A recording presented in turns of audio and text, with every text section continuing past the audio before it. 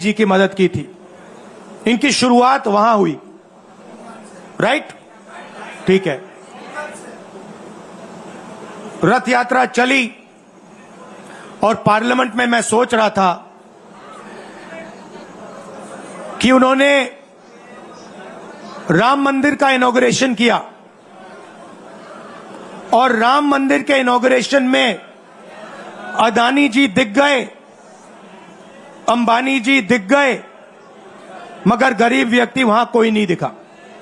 आपने देखा होगा, टीवी पे देखा आपने। अब उसका नतीजा बताता हूं। पार्लियामेंट में मैं यहां बैठता हूं, यहां पे अयोध्या के एमपी बैठते हैं। देखा आपने उनका चेहरा, इंडिया गठबंधन के हैं, है ना। मैंने उनसे पूछा कि भैया आप मुझे एक बात समझाओ, ये बीजेपी ने अपनी पूरी पॉलिटिक्स अयोध्या की पॉलिटिक्स थी। चुनाव के पहले इन्होंने राम मंदिर का इनॉग्रेशन किया, राम भगवान को पॉलिटिसाइज करने की कोशिश की, मीडिया में फैला दिया। मैंने उनसे पूछा भैया एक बात बताओ, यह हुआ क्या कि उन्होंने राम मंदिर का इनॉग्रेशन किया और इंडिया गठबंधन अयोध्या में चुनाव जीत गया, यह हुआ क्या? और मुझे जवाब उन्होंने दिया, मैं ये जवाब आपको देना चाहता हूं। उन्होंने कहा राहुल जी, मुझे पता लग गया था, तकरीबन 6 महीने पहले मुझे पता लग गया था कि मैं अयोध्या से लड़ूंगा, और जिस दिन मुझे पता लगा उस दिन मुझे यह भी मालूम था कि मैं सिर्फ लड़ूंगा नहीं, इंडिया गठबंधन अयोध्या से जीतने जा रहा है। मैंने कहा कि आपको कैसे मालूम? पूरी देश में, मीडिया में, सब जगह राम मंदिर का इनॉग्रेशन हुआ, तो आपको कैसे मालूम? उन्होंने कहा कि राहुल जी, जब मैं अयोध्या में लोगों से बात करता था तो मुझे अयोध्या के लोग सिर्फ 2-3 चीजें कहते थे। पहली बात कहते थे कि अयोध्या में मंदिर बनाने के लिए, क्लीन अप करने के लिए बहुत सारे लोगों से जमीन ली गई, बहुत सारे लोगों की दुकानें, घर तोड़े गए, और आज तक जिन लोगों के घर छीने गए, तोड़े गए, दुकानें तोड़ी गई, आज तक उनको नरेंद्र मोदी जी ने कॉम्पनसेशन नहीं दिया। पहली बात, जहां भी वो जाता था लोग उनसे कहते थे हमारी जमीन छीनी गई, सरकार ने हमें मुआवजा नहीं दिया। दूसरी बात, अयोध्या का इंटरनेशनल एयरपोर्ट बना, बड़ा एयरपोर्ट, जमीन किसकी गई? अयोध्या के किसानों की जमीन गई। आज तक उनको सही मुआवजा नहीं मिला। और तीसरी बात इन्होंने बताई मुझे, तीसरी बात, राहुल जी, अयोध्या की जनता को बहुत गुस्सा आया जब उन्होंने देखा कि राम मंदिर के इनॉग्रेशन में अयोध्या का एक भी व्यक्ति नहीं था। यह कारण थे। मगर मैं आपको यह कहानी क्यों बता रहा हूं? क्योंकि जो मूवमेंट अडवाणी जी ने चालू की थी, उस मूवमेंट को, जिसका सेंटर अयोध्या था, उस मूवमेंट को इंडिया गठबंधन ने अयोध्या में हरा दिया है। बहुत बड़ी बात कह रहा हूं। मतलब इनका पूरा जो सेंटर था,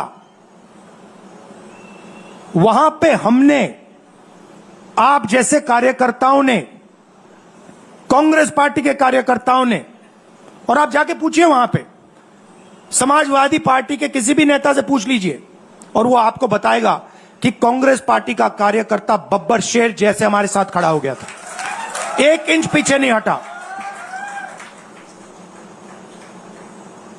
तो अयोध्या में कांग्रेस पार्टी ने, इंडिया गठबंधन ने इनको हराया है। तो अगला स्टेप क्या है? अब इन्होंने क्या किया? अच्छा, अंदर की बात बताता हूं। अब यहां आया हूं, परिवार से बात हो रही, तो अंदर की इनसाइड ट्रैक बता देता हूं। इनसाइड ट्रैक है, उसी एमपी ने बताया, राहुल जी यहां पे 3 बार सर्वे हुआ था। नरेंद्र मोदी जी वाराणसी से नहीं लड़ना चाहते थे, नरेंद्र मोदी जी अयोध्या से लड़ना चाहते थे। उनके सर्वेयर आए, 3 बार आए, नरेंद्र मोदी जी आए, और सर्वेयर ने उनको कह दिया, नरेंद्र मोदी जी अगर आप अयोध्या से लड़ेंगे, आप अयोध्या में हारेंगे। आप अयोध्या में मत लड़िए, क्योंकि अगर आप लड़ गए, आपका राजनीतिक करियर अयोध्या में खत्म हो जाएगा। इसलिए अयोध्या से नहीं लड़े, वाराणसी से लड़े। और वाराणसी में हमने 1-2 छोटी गलती कर दी, नहीं तो वहां उनको निपट लेते। मतलब आप देखिए, अयोध्या में उन्हीं के लोगों ने उनसे कहा कि हारोगे, और काशी में कितने से जीते? 1 लाख वोट से जीते। मतलब जान बचा के निकले हैं। सच्चाई है।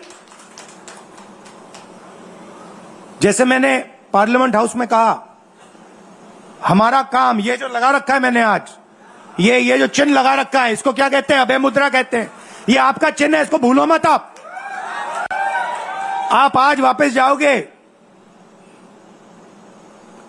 अलग अलग धर्म के लोग हो आप,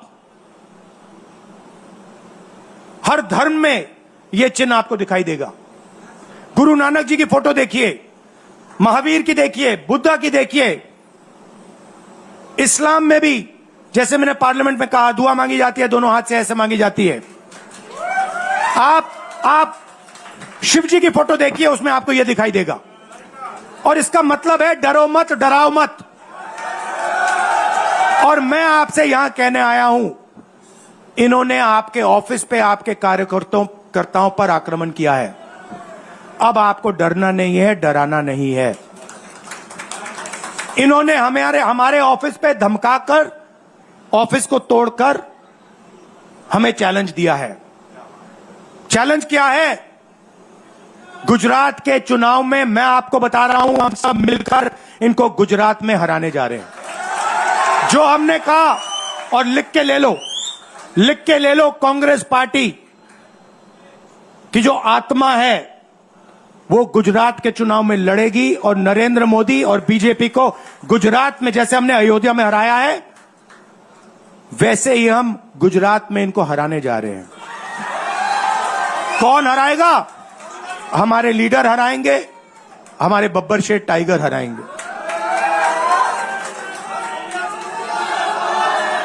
आप देख रहे हो, मैं बता रहा हूं आपको, देखो 50% आप में से लोग, 50% आप क्या सोच सकते थे? मैं आपको पूछ,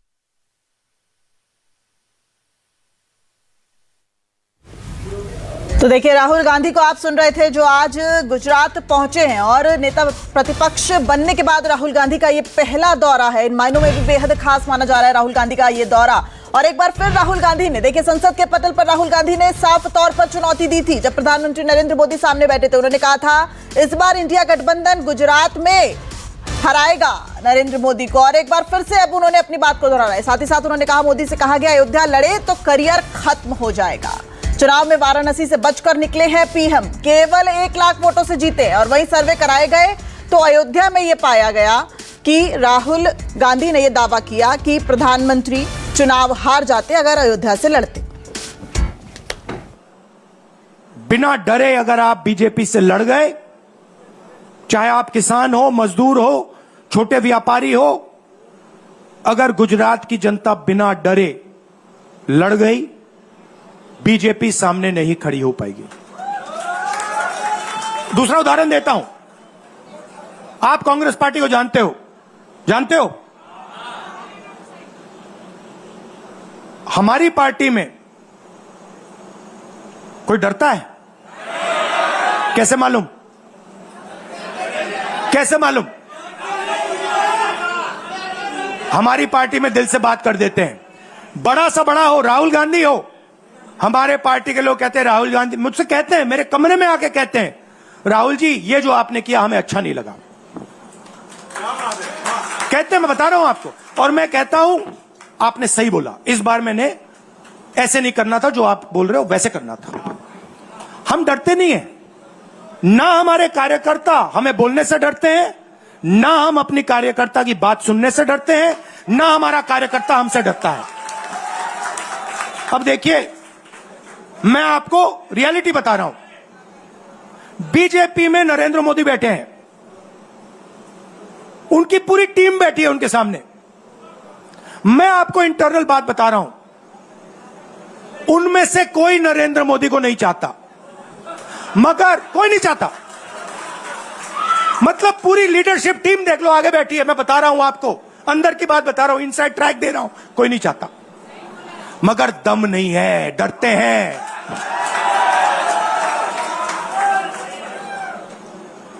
अगर नरेंद्र मोदी जैसा लीडर कांग्रेस पार्टी में होता, पूरी कांग्रेस पार्टी खड़े हो जाती, कहती है नहीं हम डरते नहीं है, हटो यहां से। मगर उनकी पार्टी में दम ही नहीं है, उनके कार्यकर्ताओं में दम नहीं है। आप देखो ना, एक आदमी खड़ा है वहां पे, सबकी हवा निकल गई, मतलब हम डरते नहीं है, हटो यहां से। मगर उनकी पार्टी में दम ही नहीं है, उनके कार्यकर्ताओं में दम नहीं है। आप देखो ना, एक आदमी खड़ा है वहां पे, सबकी हवा निकल गई, मतलब कार्यकर्ताओं की हवा निकल गई, आरएसएस की हवा निकल गई, सारे लीडर्स की हवा निकल गई। सच बोल रहा हूं ना। और हमारे मतलब छोटा सा छोटा कार्यकर्ता होता है, टाइगर होता है, आता है कांग्रेस प्रेसिडेंट के सामने, आता है राहुल गांधी के सामने, आता है, कहता है भैया मेरे दिल में ये बात है, आपको ना लगे मैं तो बोल रहा हूं। तो ये है कांग्रेस पार्टी। अंग्रेजों के साथ ये खड़े हो गए थे सारे के सारे आरएसएस वाले। हम लड़े थे, हम लड़े थे, हमने कहा, देश से हमने कहा था डरो मत, डराओ मत, हमने कहा था। बीजेपी के लोगों ने हाथ जोड़ के कहा था भैया डर गए हम, जो करना है कर लो।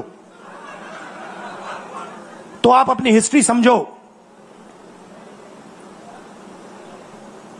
जो डर की भावना होती है ना, वो आप में नहीं है, उनमें है। और इसी के कारण मैं आपको बता रहा हूं, कांग्रेस पार्टी गुजरात में जीतेगी और गुजरात से ही नई कांग्रेस पार्टी बनेगी। क्योंकि कांग्रेस पार्टी, मैं गहरी बात बोल रहा हूं, मैं ऐसी आलतू फालतू बात नहीं करता हूं। देखिए, कांग्रेस पार्टी बनी कहां थी? मतलब हमारे जो सबसे बड़े नेता थे, जिन्होंने रास्ता दिखाया था। आप क्या सोचते हो, जब यहां अंग्रेज राज करते थे क्या डर नहीं था? गुजरात के व्यक्ति ने कहा था, महात्मा गांधी ने देश को कहा कि देखो डरो मत, डराओ मत। और आग गुजरात से शुरू हुई थी। और आज अगर कांग्रेस पार्टी है तो वो पार्टी, वो भावना, वो सोच गुजरात से शुरू हुई थी। इसीलिए जब इन्होंने हमारा ऑफिस तोड़ा, मैंने सोचा भैया मौका मिल गया, अब हम इनको सबक सिखाएंगे। जैसे इन्होंने हमारा ऑफिस तोड़ा, वैसे ही हम उनकी सरकार को तोड़ने जा रहे हैं। अच्छा, अब मैंने डरो मत की बात करी, मगर एक शिकायत भी है।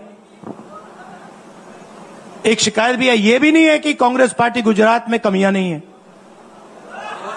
ये कहना पड़ेगा, कहना पड़ेगा। कमी क्या है? एक कार्यकर्ता ने मुझे बहुत अच्छी तरह बताया, कांग्रेस पार्टी के कार्यकर्ता ने, राहुल जी, कहता है मुझे, राहुल जी ये कांग्रेस पार्टी में एक मुश्किल है, दो तरीके के घोड़े होते हैं, एक रेस का घोड़ा होता है, दूसरा शादी का घोड़ा होता है। ये आप कभी कभी कांग्रेस पार्टी क्या करती है, रेस के घोड़े को शादी में भेज देती है और शादी के घोड़े को रेस में लगा देती है। तो उसने कहा ये आप बंद करा दीजिए, रेस के घोड़े को आप रेस दौड़ाइए और शादी के घोड़े को आप शादी में भेजिए। तो ये हमें गुजरात में करना है। जो रेस का घोड़ा है, जो तैयार है, दौड़ने के लिए तैयार है, उसको रेस में लगाना चाहिए। और जो हमारे शादी के घोड़े हैं, जो हैं वो हैं, उनको हमें शादी में, बारात में नचा देना चाहिए। तो अब मेरा कहना है कि यह काम सीरियसली करना है। हम पिछले चुनाव में,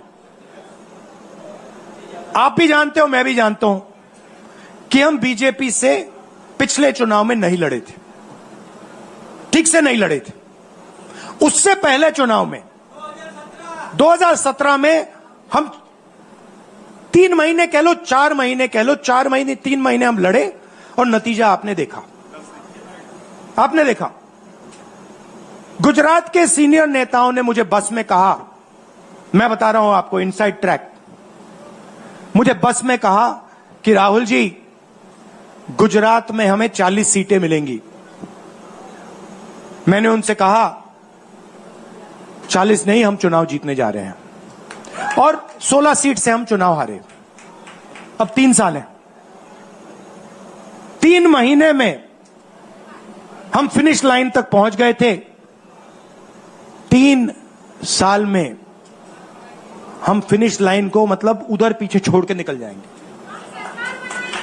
मैं आपको यहां कह रहा हूं कि आप लोग गुजरात में कितने साल बाद, 30 साल हो गए, 30 साल हो गए।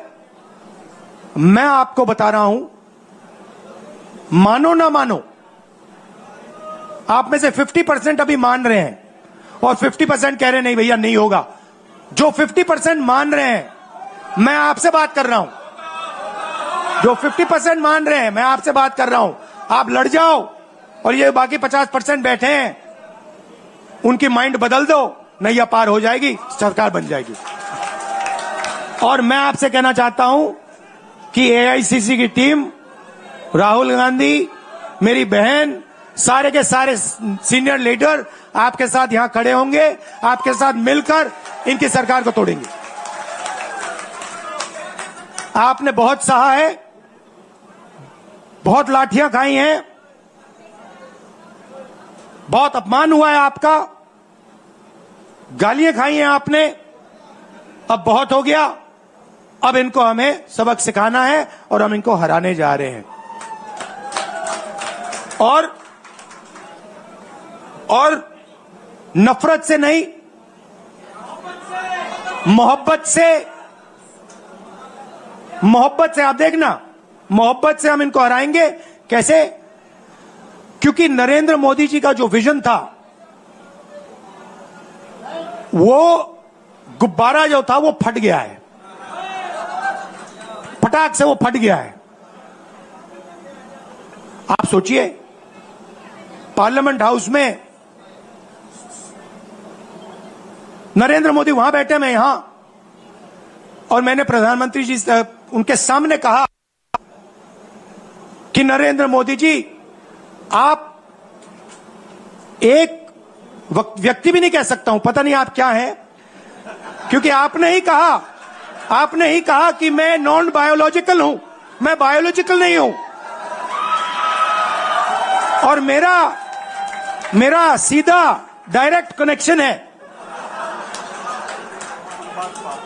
ईश्वर से। अरे भैया, आपका डायरेक्ट कनेक्शन है ईश्वर से, तो अयोध्या कैसे हार गए? कैसे हार गए?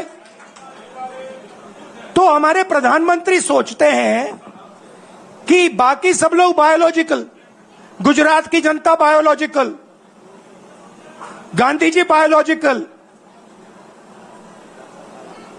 हिंदुस्तान के किसान मजदूर सब लोग बायोलॉजिकल, और Narendra Modi non biological. Speaker sir ने मुझे कहा ऐसे मत बोलिए। मैंने कहा मैं थोड़ी बोल रहा हूं, ये तो प्रधानमंत्री बोल रहे थे, मैं तो उनकी बात कर रहा हूं। स्पीकर बिल्कुल चुप हो गए। बात तो सही है,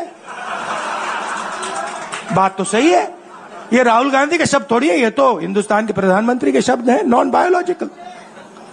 अब सोचिए, वो व्यक्ति जो अपने आप को नॉन बायोलॉजिकल समझता है और देश की जनता को बायोलॉजिकल समझता है, कि मतलब मैं यहां और बाकी जनता वहां, वो गुजरात को विजन कैसे दे सकता है? जो किसानों का दर्द नहीं समझ सकता, मजदूरों का दर्द नहीं समझ सकता, डायमंड इंडस्ट्री में जो काम करते हैं उनका दर्द नहीं समझ सकता, नॉन बायोलॉजिकल व्यक्ति वो गुजरात को कैसे रास्ता दिखा सकता है? नहीं दिखा सकता।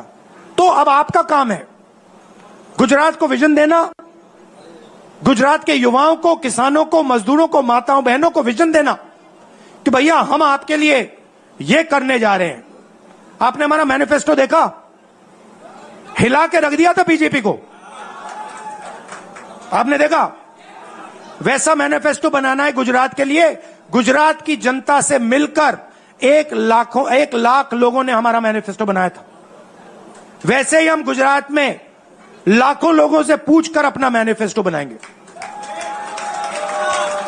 गुजरात को विजन देंगे और फिर चुनाव पूरा दम लगा के लड़ेंगे और यहां इनकी जो सरकार है उसको तोड़ के हटप्परे कर देंगे। आप सबका दिल से धन्यवाद। आखिरी बात मैं कहना चाहता हूं, यहां जगन्नाथ यात्रा हो रही है, आप सबको और जो यात्रा में भाग लेंगे आप सबको शुभकामनाएं देना चाहता हूं और दिल से प्यार देना चाहता हूं। आप सबका दिल से धन्यवाद। नमस्कार, जय हिंद। मत डराओ मत। तो देखिए, तमाम मुद्दों पर एक बार फिर राहुल गांधी ने केंद्र सरकार को घेरा है और कहा है कि मोहब्बत से बीजेपी को हराएंगे। राहुल गांधी का ये एक दोबारा जो दूसरा अलग अंदाज नजर आया। गुजरात के अहमदाबाद पहुंचे राहुल गांधी और राहुल गांधी ने कहा कि 3 साल में हम बीजेपी को पीछे छोड़ देंगे। राहुल गांधी यहां पर मोरबी पुल हादसे और साथ ही साथ गेमिंग जोन में जो हादसा हुआ था उन पीड़ितों से भी मुलाकात करेंगे, लेकिन इससे पहले उन्होंने कार्यकर्ताओं को संबोधित किया और कहा कि मोहब्बत से हम बीजेपी को हराएंगे। मोदी का गुब्बारा फट गया है। साथ ही साथ आडवाणी के आंदोलन को अयोध्या में हराया, यह भी राहुल गांधी ने कहा। गुजरात में हम बीजेपी को सबक सिखाएंगे।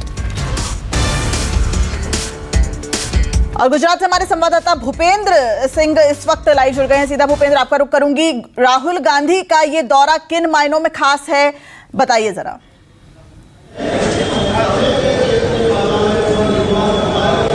देखिए, जाहिर सी बात है, अगर कांग्रेस का सबसे बड़ा नेता यहां आता है तो कार्यकर्ताओं में जोश की बहुत ज्यादा मात्रा जो है वो बढ़ जाती है। जिस तरह से पिछले दिनों से, पिछले कई चुनावों से कांग्रेस जो है वो लगातार पिछड़ती रही है और 2022 के चुनाव में तो बिल्कुल ही निचले स्तर पर चली गई, महज 17 सीटें जीत पाई। तो ऐसे में बहुत ज्यादा जरूरत थी कि कांग्रेस के कार्यकर्ताओं में एक उम्मीद जगे, उनके अंदर एक विश्वास पैदा हो, और वही विश्वास पैदा करने के लिए राहुल गांधी जो है वो इस समय यहां पर आए हुए थे। और कहीं ना कहीं शक्ति सिंह गोहिल जो कि नए प्रदेश अध्यक्ष बने, जब से वो उन्होंने बागडोर संभाली प्रदेश अध्यक्ष की और जब से उन्होंने पूरा नेतृत्व संभाला है गुजरात में कांग्रेस का, तो उसके सबसे पहले तो उन्होंने उन लोगों की छटनी की जो लोग जो है कांग्रेस में रहकर कांग्रेस को नुकसान पहुंचाते थे, और उसके बाद से अब नए सिरे से उन्होंने जिस कांग्रेस को बनाना शुरू किया है उसमें सबसे बड़ा योगदान जो है वो इस समय आज होता हुआ दिखाई दे रहा है राहुल गांधी की तरफ से। क्योंकि जिस तरह से लगातार चुनाव में एक के बाद एक जो है वो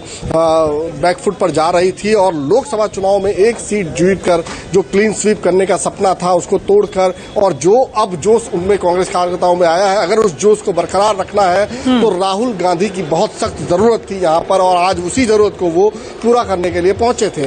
जाहिर सी बात है अभी चुनाव बहुत दूर है, लेकिन अगर अभी से ही ये चीजें शुरू की जाएंगी, अभी से ही कार्यकर्ताओं में जोश भरा जाएगा, क्योंकि आधे से ज्यादा लोग तो कांग्रेस छोड़कर बीजेपी में शामिल हो चुके हैं। तो ऐसे में जो नई कांग्रेस का निर्माण होगा, जो नए लोग जुड़ेंगे कांग्रेस से, उनमें अगर इस तरह का जोश रहेगा तभी आगे जाके 3 साल के बाद जो विधानसभा चुनाव होने हैं, 2 साल के बाद जो स्थानीय निकाय चुनाव होने हैं, उनमें कांग्रेस अच्छा प्रदर्शन कर पाएगी। तो एक